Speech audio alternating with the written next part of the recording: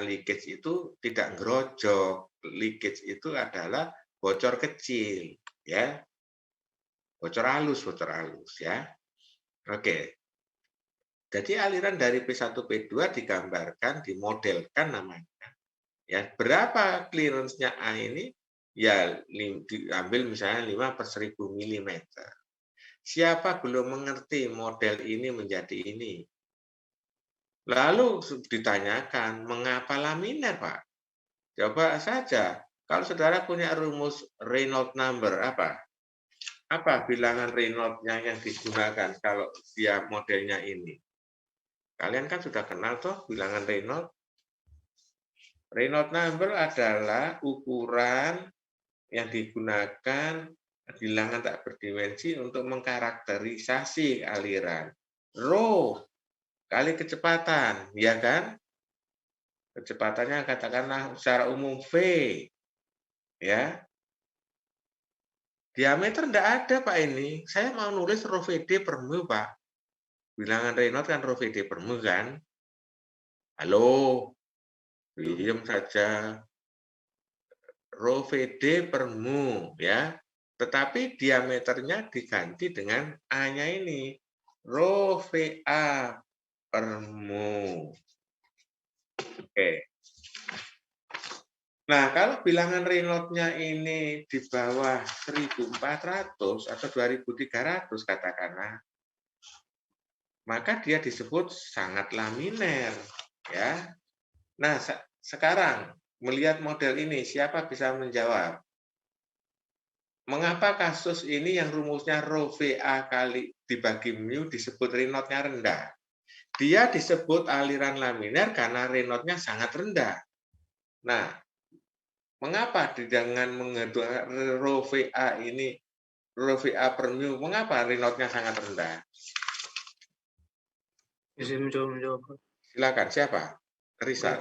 Ya, karena Ya. A-nya sangat kecil. Bagus, karena A-nya sangat kecil. Sebentar, Dewa Agung tadi belum tak tulis. Karena A-nya sangat kecil. Selain itu, Rizal, selain A-nya sangat kecil, apanya? V-nya juga sangat kecil. Apanya? V-nya. Kecepatan ya. Kenapa V-nya sangat kecil, Rizal? Ya, karena ngembes. Iya, karena ngembes. Karena fluoridnya rendah, karena ya. Karena bocornya itu laju aliran bocornya, laju aliran masanya kecil. Jadi dia pasti kecil. Very small clearance, saya tulis ini A.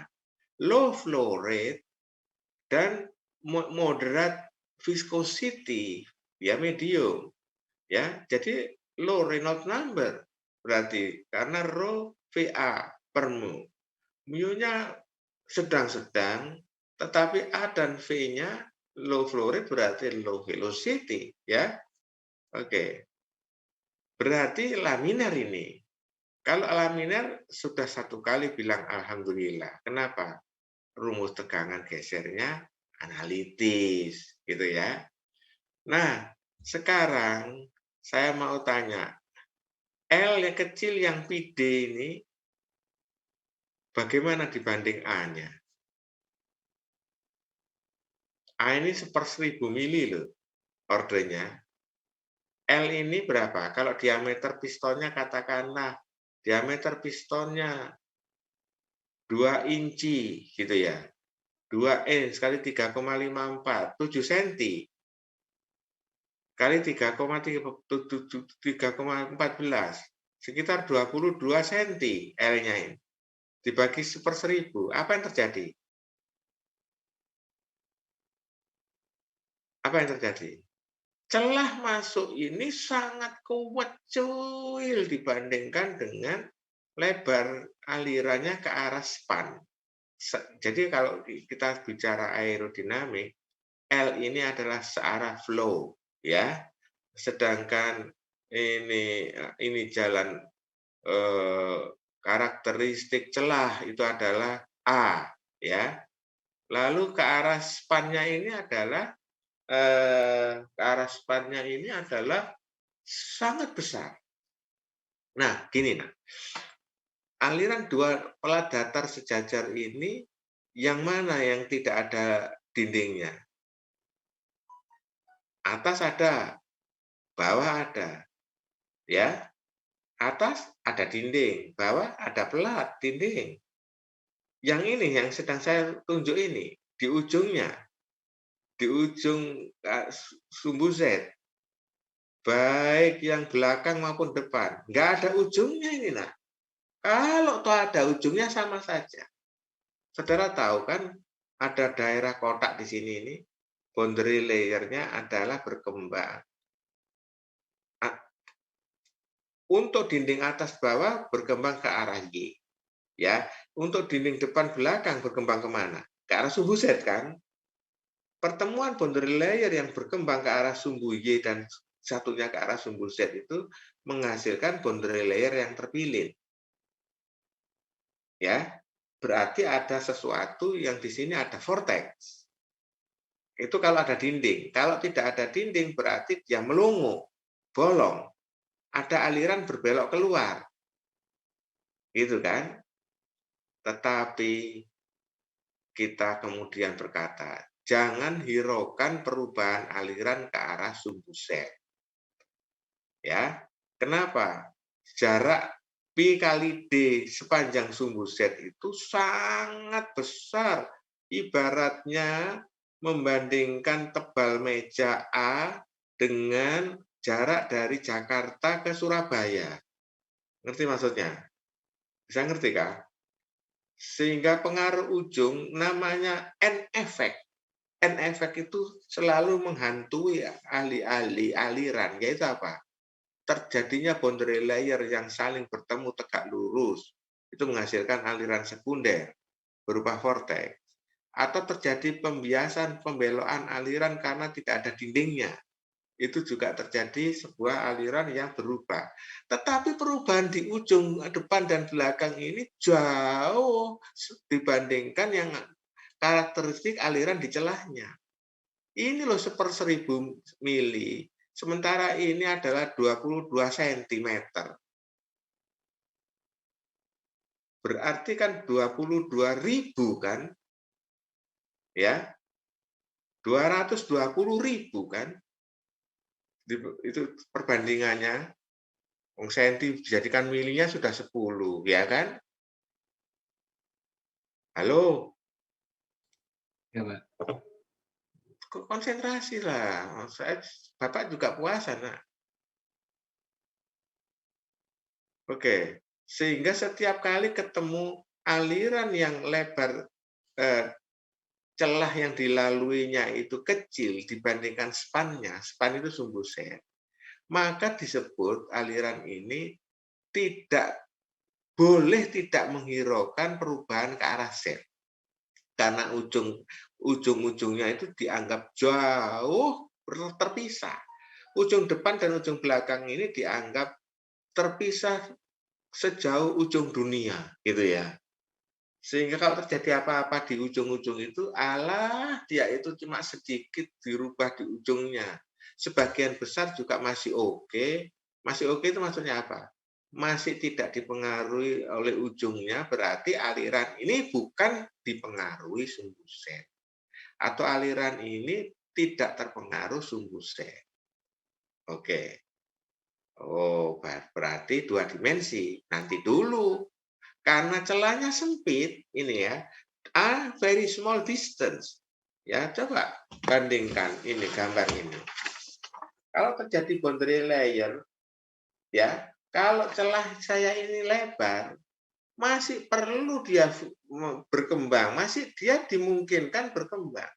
Apa jadinya kalau celahnya ini saya persempit? Jarak dua pelat ini saya persempit gimana? Boundary layer ini begitu berkembang sedikit saja sudah fully develop. Kenapa? Lawang celahnya sedikit. Makanya saya selalu bilang, rumus itu nanti. Belajarlah saudara itu mengembangkan imajinasi. Gitu loh. Imajinasi selalu mengalami hal-hal baru di dalam formulasi. Nah, nggak ada yang bisa menjelaskan selain imajinasi bahwa kalau A-nya ini sempit, kalau ada barang berkembang di dalamnya yang berpasangan, pastilah segera ketemu. Bagaimana tidak ketemu? Celahnya itu 1000 mili. Ini yang saya gambar ini kan cukup besar ini, bersenti-senti ini. Tetapi sesungguhnya ukuran A ini adalah 1/1000 mili. Maka boundary layer berkembang sedikit saja sudah ketemu. Tadi sudah kita bilang, kalau ketemu dia profilnya tidak lagi berkembang. Profilnya tidak lagi berubah searah X. Artinya dia tidak dipengaruhi sumbu X lagi. Dia hanya dipengaruhi sumbu Y. Tadi juga disebut karena lebarnya ini di ujung dunia, maka dia tidak dipengaruhi oleh ujung-ujung depan dan belakang.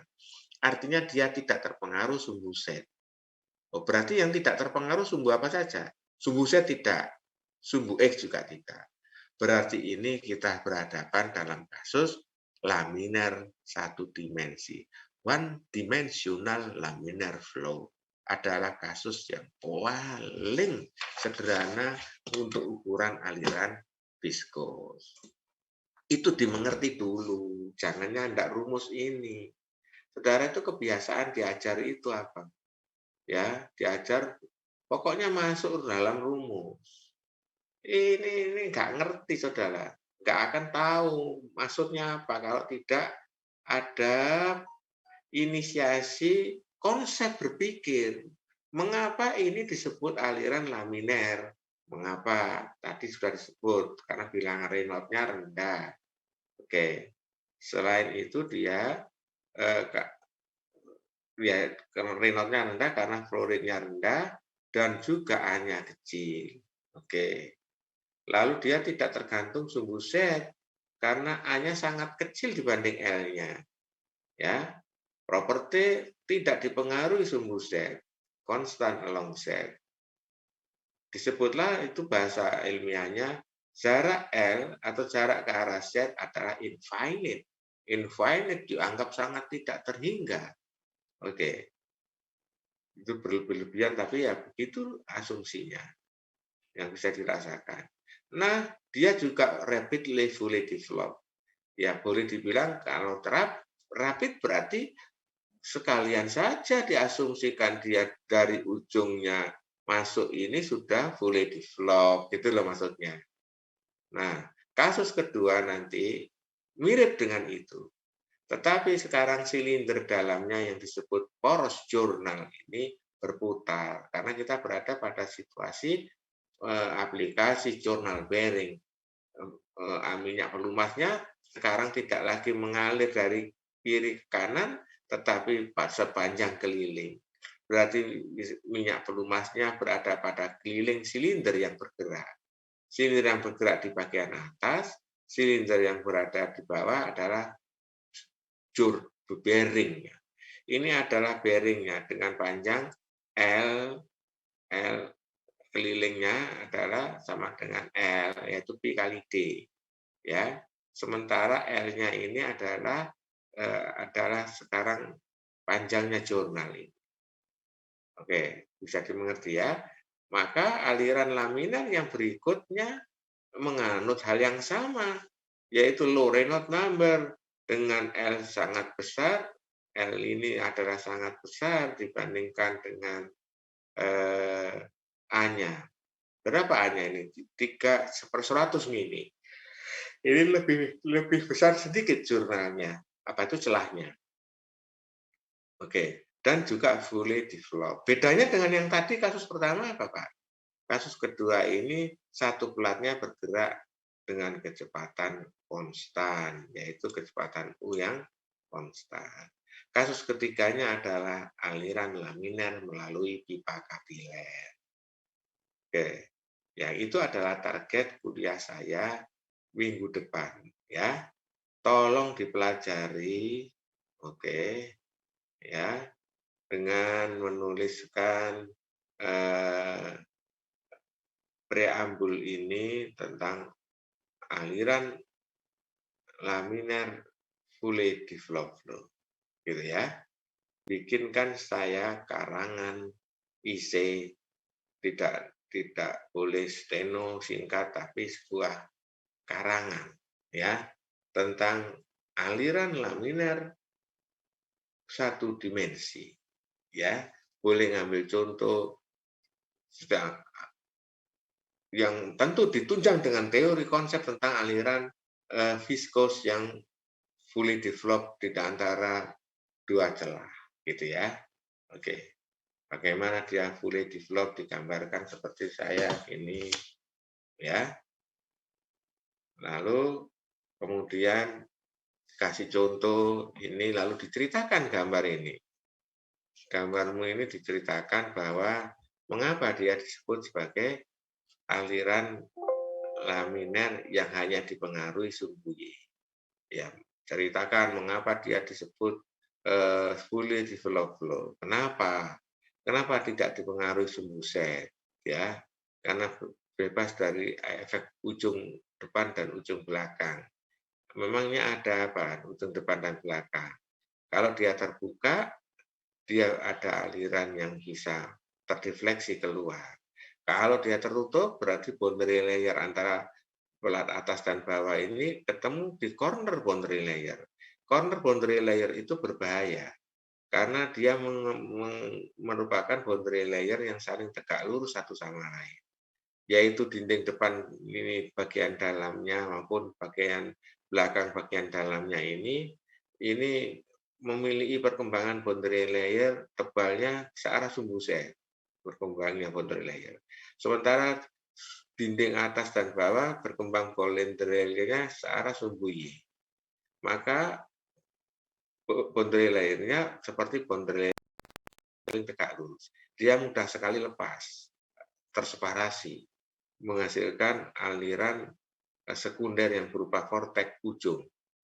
Singkat kata saja boleh dibilang ada vortex, ada deviasi, ada defleksi aliran keluar ujung, atau ada efek ujung berupa aliran sekunder dari efek boundary layer yang saling tegak lurus, atau vortex ujung akibat boundary layer yang saling tegak lurus. Nah, kalau jaraknya itu sangat besar dianggap, berarti porsi adanya vortex itu disepelekan, dianggap tidak lagi dipengaruhi sumbu Z secara keseluruhan. Nah, ini ceritakan gitu supaya saya minggu depan itu tidak lagi mengulang lagi puasa-puasa yang ngulang lagi, mau masuk ke rumus itu mestinya saya anak-anak kalian juga sudah masih mengingat konsepnya ini, sehingga saudara di sini tahu-tahu mengaplikasikan rumus Newton tentang tegangan geser. Kenapa? Sebab laminer.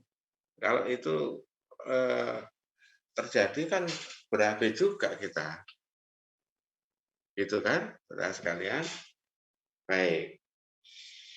Dengan demikian saya akhiri dulu kuliah ini. Tolong dikumpulkan nanti PR-nya pada hari Senin sebelum sore gitu ya. Kawinandra bercerita tentang aliran laminer satu dimensi ya. Tentu harus ditunjang dengan